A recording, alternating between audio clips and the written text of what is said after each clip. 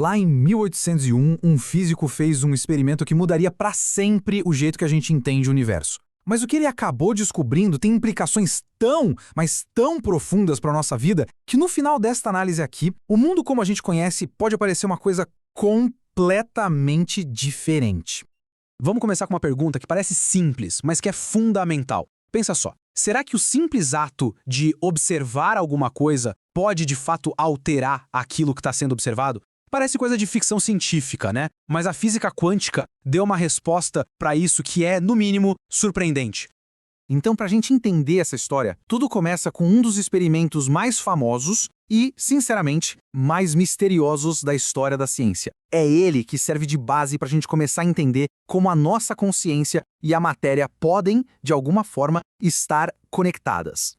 A história toda começa lá em 1801 com Thomas Young. Ele só queria entender o que era a luz. Aí já no século XX, os cientistas repetiram o mesmo teste, mas com elétrons, sabe? Os tijolinhos que formam a matéria. Só que foi nos anos 70 que a verdadeira revolução aconteceu, quando eles decidiram botar um detector para observar o que estava acontecendo.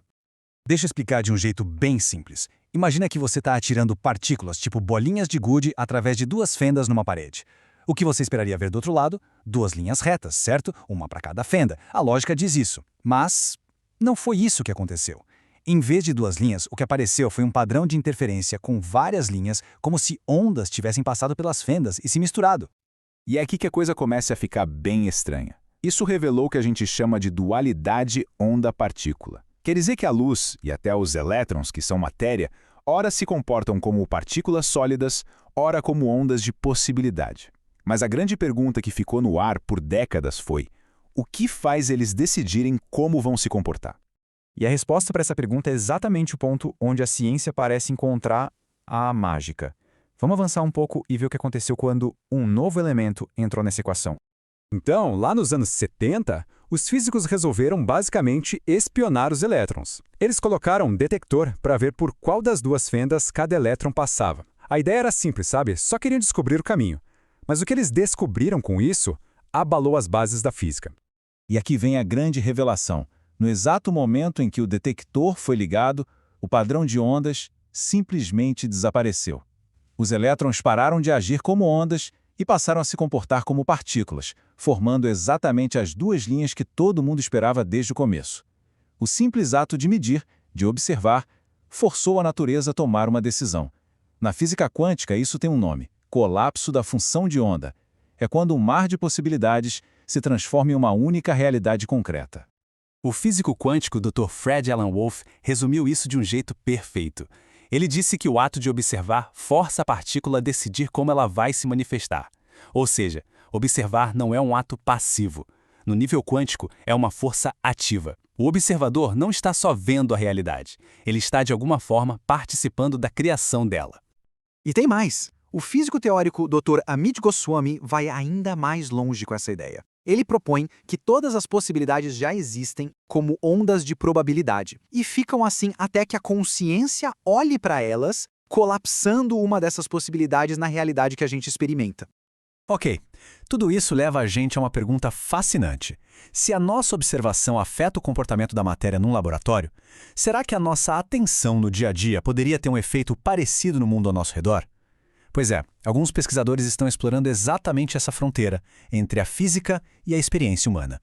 É nesse campo de estudo que pesquisadores como o Dr. Joe Dispenza propõem um modelo em que a nossa atenção funciona de um jeito parecido com o detector do experimento. Segundo ele, nossos pensamentos e, principalmente, nossos sentimentos emitem um campo de energia que interage com o campo quântico de possibilidades, começando a organizar a realidade para que ela corresponda à nossa observação. Trazendo para a prática, a ideia é que, ao focar de forma consistente na falta, na doença ou no conflito, a gente estaria, em essência, observando essa possibilidade específica, influenciando para que ela se manifeste na nossa experiência. Seria como escolher colapsar a onda de probabilidade na realidade que a gente teme, em vez daquela que a gente deseja.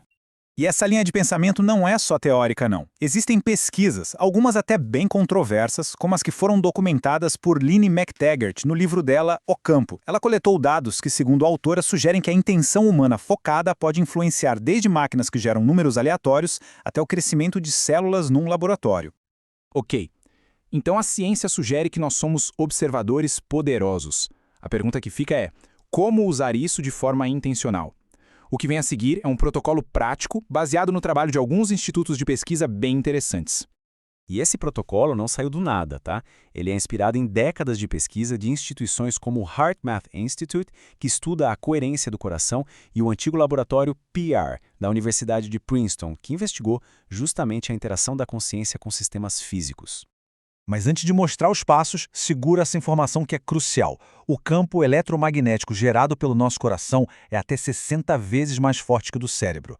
É por isso que o sentimento, e não só o pensamento, é a chave para a gente se tornar um observador eficaz da realidade. Então vamos lá, o ponto central é este protocolo de 4 passos. Primeiro, o colapso matinal. Assim que acordar, visualize o dia ideal como se ele já tivesse acontecido. Segundo, o colapso cardíaco. 3 vezes por dia, foque no coração sentindo gratidão para ativar aquele campo poderoso. Terceiro, o colapso de sincronicidade. Quando uma coisa boa acontecer, por menor que seja, pare e reconheça. É um jeito de dizer para o universo, ok, aceito mais disso. E por último, o colapso noturno. Antes de dormir, anote 3 coisas que deram certo no seu dia.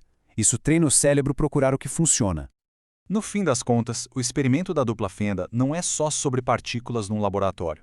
Ele é quase um espelho, refletindo o poder que existe dentro de cada observador. A ciência nos entrega a ferramenta.